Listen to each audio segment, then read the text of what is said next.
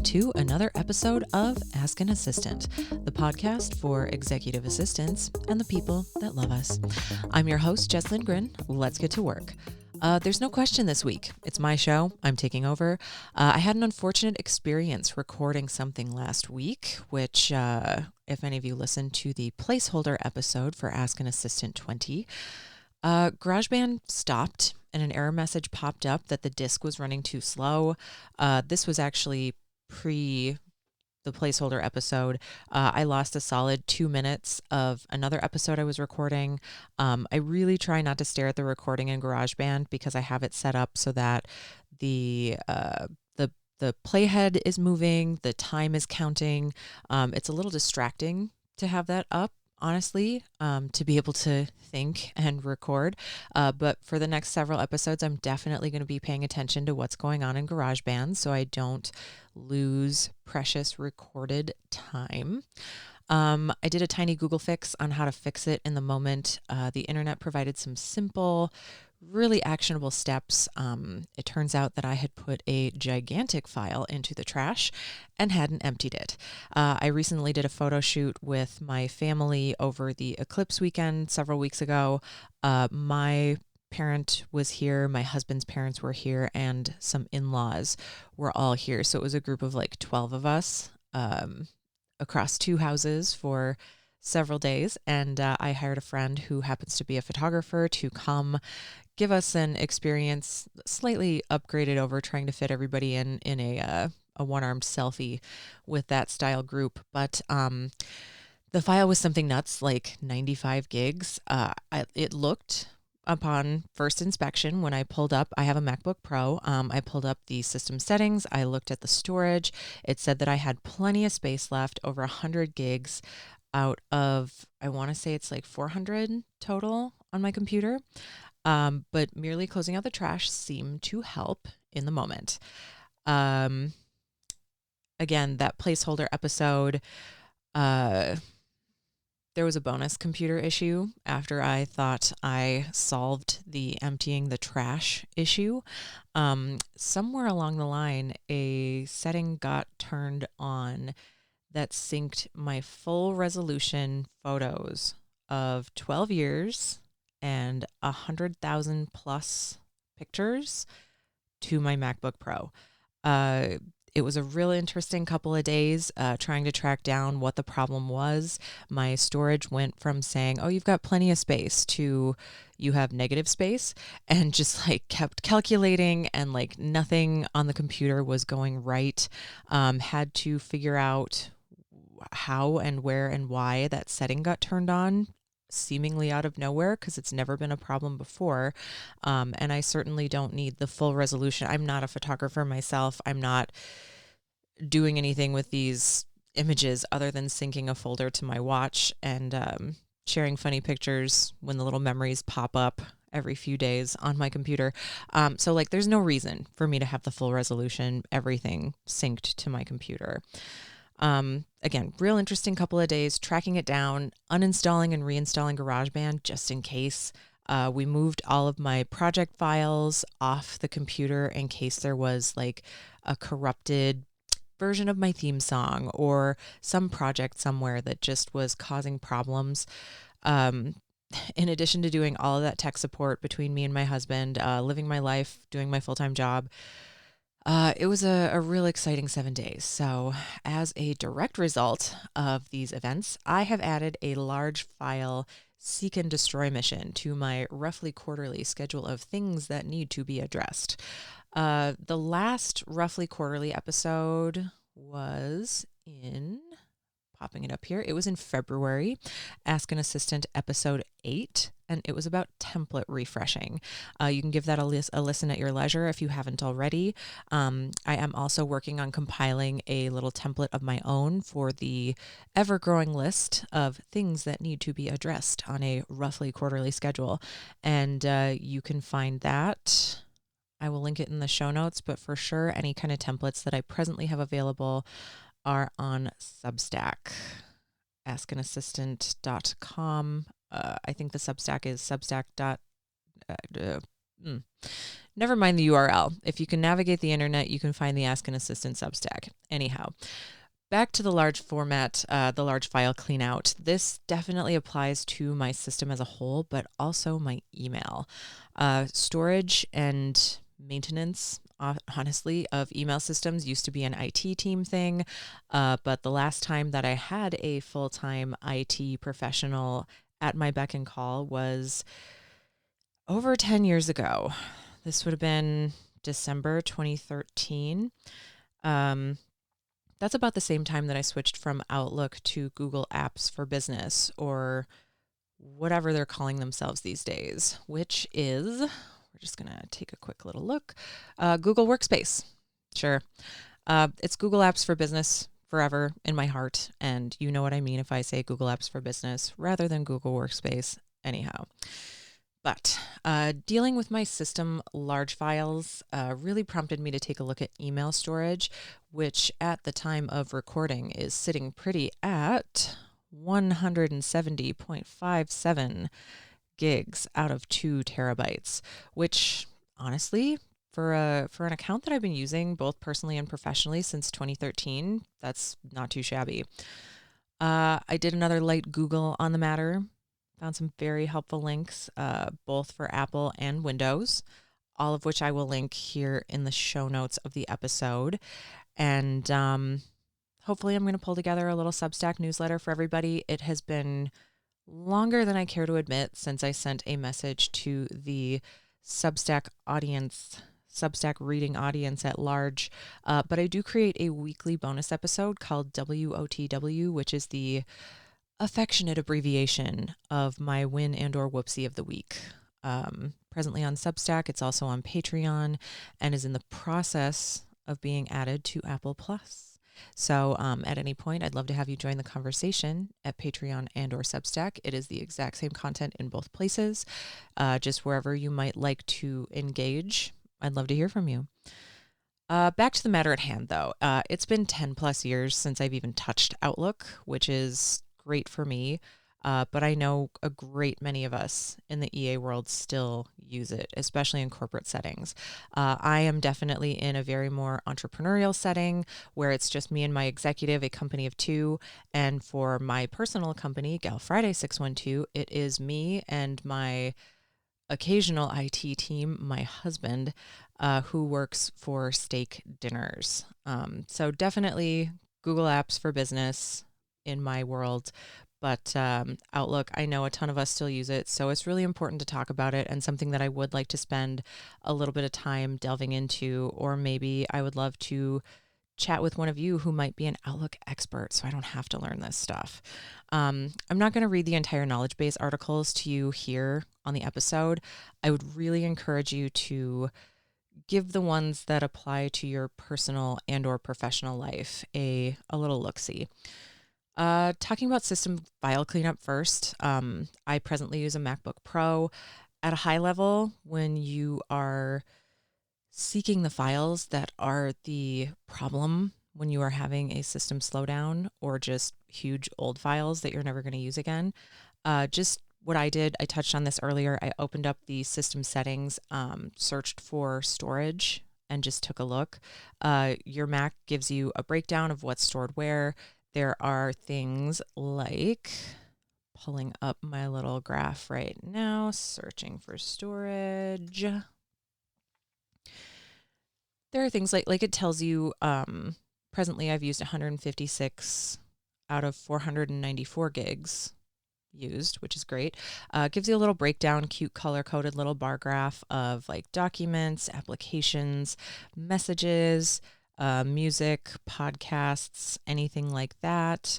There's also a little chunk that still says calculating. I'm really interested to see what that is because the trash is definitely empty. And then there's stuff like the Mac OS, also known as stuff you can't delete because those are system files. You know, you might be able to identify some space hogs that you can just easily delete without digging too deep. You can also go category by category if you'd like, which is absolutely on my list to do this week after last week's shenanigans. likely there are some large files lurking around that I'll be able to offload to my 4 terabyte external hard drive, but then get them off my computer so that it keeps running smoothly. Although honestly, when my computer was showing me that I had maxed out my storage with pictures, the entire full resolution 12-year 100,000 plus photo archive, that was a stressful moment. So seeing that there's still 338 gigs of free space, I'm not stressing this as badly as I was last week. I'm just going to level with you. Moving along to deleting large files in Gmail, you can perform a simple search. Find those pesky like slide decks and photo albums that you sent to your Aunt Marge years ago and haven't thought about since. I'm a huge proponent of having a paper trail and an archive. I like to download, I like to print to PDF or figure out some other way, like whatever way works. Transfer a backup to my external hard drive before I delete anything. So even if I think I'm never going to use that goofy slide deck or the weird pictures from 15 years ago, whatever, I still like a copy of it just in case. You just never know. Taking a look at my Google storage usage right now. The email actually only takes up 16.82 gigs, and photos are the culprit, weighing it at 151 gigs. Wow. Even with everything I've got stored, and again, this is 11 years and counting of Google usage, I still haven't used 10% of my total available storage. 1 terabyte is 1,000 gigs. I have 2 terabyte storage plan and 170 gigs of total files at the moment. So not doing too bad. I guess all that being said, I'm going to be deprioritizing the hunt for large files in Gmail and just stick with the hardware cleanup. Anyone wanting to perform a search in Gmail, the simple search script that I found, you can just copy and paste it into the search bar in Gmail, is has:"attachment space larger: 10M. And I'll put that into the show notes. I'll also be putting that on Substack. You can change the 10M to whatever number you'd like. You could even say larger than 2M or whatever. That's just the formula that the light Google gave me. Again, I like to make a little backup. I like to print it to a PDF. I like to download the attachment, throw it on my external hard drive, and then just like not think about it. Talking lightly about Outlook and PCs, again, it's been 10 plus years. I haven't had to touch any of them since 2014. So make sure you give these articles a once over, that they're suiting your needs and solving your problems. But just what I'm seeing in Microsoft's knowledge base, I am really liking it. If you want to free up some space, some drive space in Windows, the help article walks you through both Windows 10 and Windows 11. Rest in peace, Windows XP. You are sorely missed every day. Everything seems really straightforward, like short, actionable steps, good icon representation in the steps, likely exactly what you'd see on your Windows device. Again, I don't know if I'd say I'm like an Apple fangirl necessarily, but I'm definitely deep, like wrist deep. Like literally I have an Apple Watch on my wrist right now. I'm looking at my iPhone sitting next to my computer. My computer is on an Apple laptop stand with an external Bluetooth mouse and keyboard. I am in the OS, the ecosystem of Apple deep. I don't know that I'm necessarily a fan. I don't love planned obsolescence, but I love that everything works together, which is really nice. But anyway, back to the Microsoft of it all. Their knowledge base seems really fantastic. I'm a very visual person when it comes to like reading, digesting, following, taking action on something from a knowledge base article. I really appreciate the setup that they've got here, that they've got little representations of what the icons actually look like, short steps, which is really important. I don't like it when they just give you a wall of text and then you have to try and figure it out. Am I in the right spot? Am I doing the right thing? Who knows? Really excellent job, Microsoft, on your knowledge base. They also allow you in 2024 the option to clean up files using something called Smart Sense, which I'm guessing does like a recommended roundup of files that are large and or disused, and gives you the option to keep or delete. They give you a walkthrough for manual file deletion and steps for moving files even to your external storage device. So A plus Microsoft. Um, External hard drives are so cheap these days. Like, it's just wild. Anecdotal, but I think relevant. I remember when I bought my first digital camera in, let's say around 2005, and the 2 GB memory stick cost almost as much as the camera did itself. Today, people hand out 8 or 16 gig thumb drives like their party favors, and a 4 TB hard drive is around $100. I did look it up the other day. I bought my 4 TB hard drive in 2018 for $109. The updated model of the same size from Western Digital is $149 today, which I found really interesting, but it does come with updated encryption features and backups. So I guess it's like Wi-Fi or Bluetooth enabled or something it's the Internet of Things. It's the Internet of the external hard drive. And I'm going to keep living with the one that I have until it dies, but interesting to know the advances that they've made. Anyway, back to freeing up space in Outlook. It seems really similar rather, not simpler. It seems really similar to Gmail, Google Apps for Business, Google Workspace. You just search for what's large and taking up too much space. Like, the one thing I recall about the last time I had Outlook is if you have access to an Outlook administrator, you can request extra storage space. Like, I remember back in 2009-ish, I had something like 2 gigs of storage total for my email and calendar. And I was constantly getting nasty grams from the IT team and had to like beg them to upgrade my allowance. They really wanted me to be deleting emails, but that's a huge part of my job, to be able to recall and have really excellent search skills to find whatever it is that my executive or I might have misplaced or might just need out of nowhere on a whim. You just never know. Again, anecdotal, but I think relevant. Very early in my tenure with my current executive, he asked me to find a file that was way before my time, like 3-4 years before we started working together.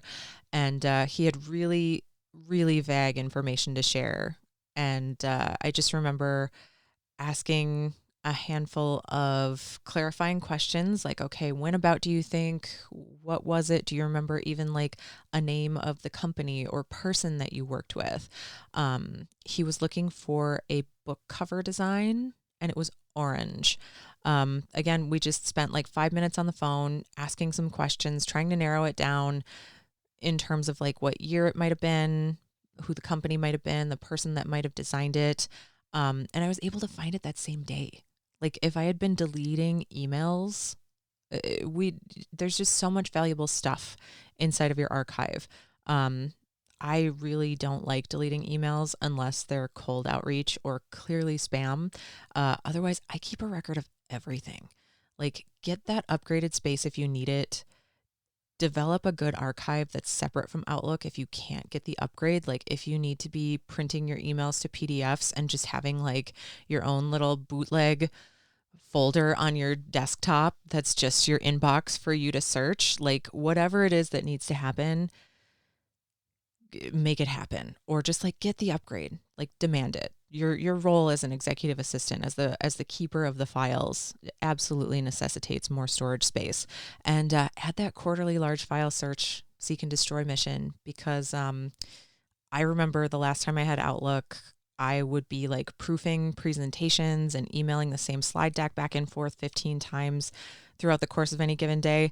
Delete everything except the newest, most current one. Like, there's no reason to have a 20 gig slide deck going back and forth that's full of pictures and movies and music. Like, just keep the one that you need, but like truly get your IT team on your side and get that get that upgrade. All right, that leaves us where we're at. That's the show for today. I hope you all found it helpful. I'd really love to hear your thoughts. Drop me a comment on Substack or Patreon. Give the show a follow on Instagram if you're feeling fancy.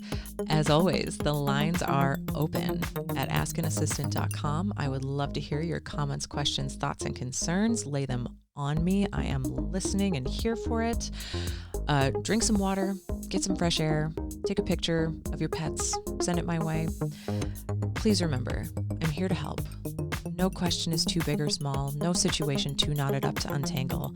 And the only, and I do mean only, stupid question is the one that you don't ask.